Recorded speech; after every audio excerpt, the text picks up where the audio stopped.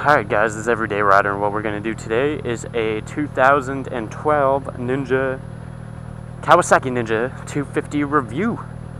My buddy Jacob was nice enough to allow me to ride his Kawasaki Ninja 250 while he rides my 2014 GSX-R 750.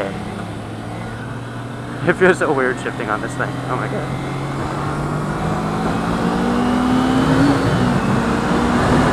I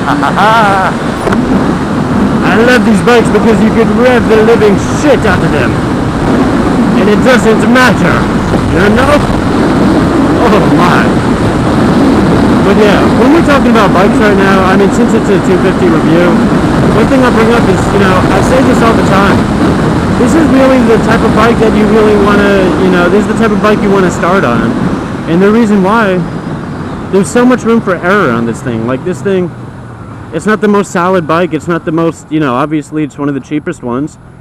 And that's a good thing. You don't want a bike that's $12,000, $13,000, dollars, and then one of your first times you're riding, you're like, you just wreck because you don't respect the power.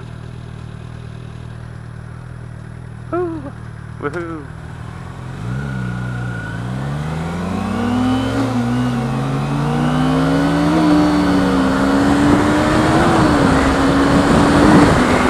The greatest thing is that even though it's a 250, one thing people exaggerate is, oh, it's a 250, it's such a small bike, I don't want to be on a bike that's really slow, this and that.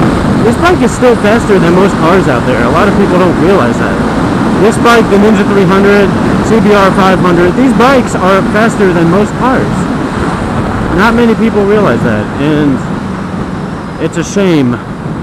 It's a shame that they're so uneducated about their motorcycles. Woohoo, we turn right. And then we shift. And then we shift. And then we shift again, because that's what you do on a Ninja 250. I feel so bad. Jacob's gonna watch this video and be like, why aren't you flipping the throttle? Why aren't you making the shifts as smooth as I do? Well, I'm not used to your bike, homeboy. Oh my god, my legs fit so good on this thing. I didn't even notice that. Jeez. My legs, like right there, that's a great thing about this bike. I didn't even know. Your legs just fit right there inside of the crevice of this bike. Oh my god. There's like not much you gotta worry about when it comes to getting a grip. Because if you're in a corner on this thing, you just hold with your legs. And give you a little riding tip one-on-one here. When it comes to cornering, guys, you want to affect the bike as little as possible. That's why you want to put a lot of pressure with your legs on your tank. Hold yourself up that way. You want to have your hands not stiff on the handlebars. And if you're going, like Rossi, you're going hard, you want your elbows to be a little bit bent. And all those small things, and you could, you could research a lot more. Watch the movie Twist of the Wrist 2, buy the book. And,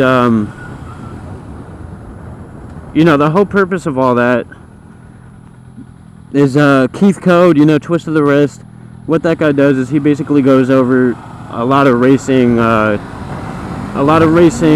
tactics and a lot of tips and a lot of how-tos. But the one thing I love about the Twist of the Wrist and Keith Code, man, is they really do go over the science of the bike, and that's fantastic. That is fantastic. I'm not even going to worry about him because now he's on my 750.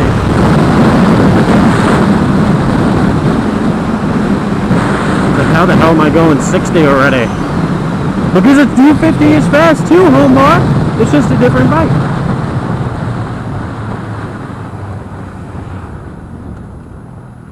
One thing I found myself doing, even when I had my 300, is like just downshifting, because you're shifting so much, you don't know, like, it's hard to remember what gear you're on because you're going down the street. You get up to like 40 miles per hour and you're already in like 6th gear. Something to get used to, but another reason why there's a great beginner bike, man. I mean, yeah, the other bikes you're not going to shift more and you think that's easier. Yeah, that's right, but the other bikes you have to keep, if you want power, for the most part, unless you have a leader bike, you want your bike, you want to be in a specific power band, and to do that you have to know where on the spectrum your RPMs are going to give your bike that power. And just to comment on this comfort of this bike, this thing is comfortable, man. I forgot how comfortable these things are. Like, I mean, I know he whips it, and I know that I know he got this bike up to 90 before, and I think it might go up to 100. I'm not sure. I need to ask him. I forgot what the top speed of this particular bike is. The Ninja 300 top speed is 114. That's what I found out. And after looking at a bunch of reviews, it seems like a lot of people have the same result when they try that. But obviously, that's indicated, which is usually going to be a little bit different than the actual speed of a motorcycle. But in my opinion, Kawasaki Ninja 250, great beginner bike, great starter bike, great bike to get around town.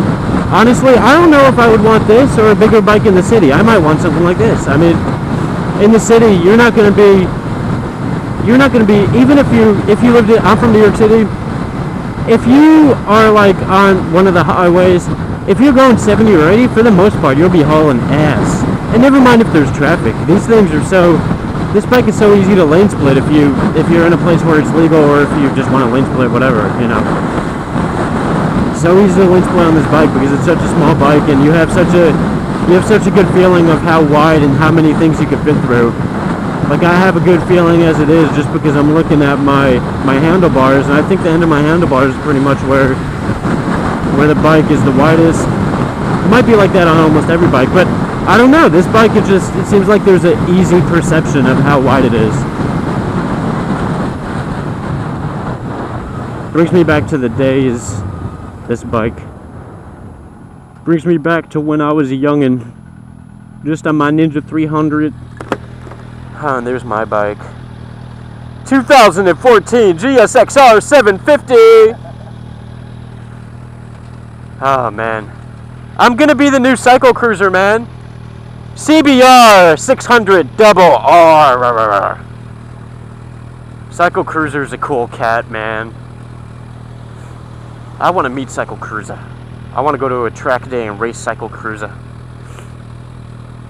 And I want to hang out with Chase on two wheels. Oh my god, I couldn't go to the meetup because I worked when they had that meetup, but a few of my friends went. And if any moto vloggers watching this that was at that Georgia meetup, one of my good friends was there. A few of my good friends were there, but if you remember a kid with a R6 with a blue windscreen, that was my buddy. He ended up selling that bike to another buddy because he graduated college, and now he's moving around.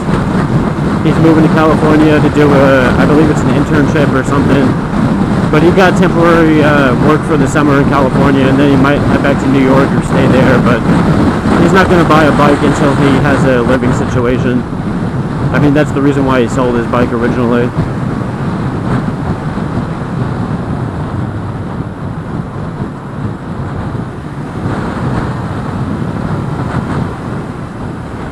Let's try to get this thing up in the power band a little bit. See what power it's going to put out. Woohoo!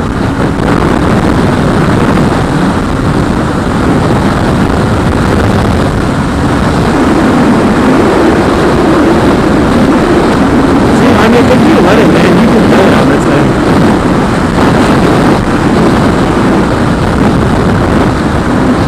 One thing I love about biking, man, that biker wave. You can't go wrong with the biker wave. You cannot go wrong with the biker wave.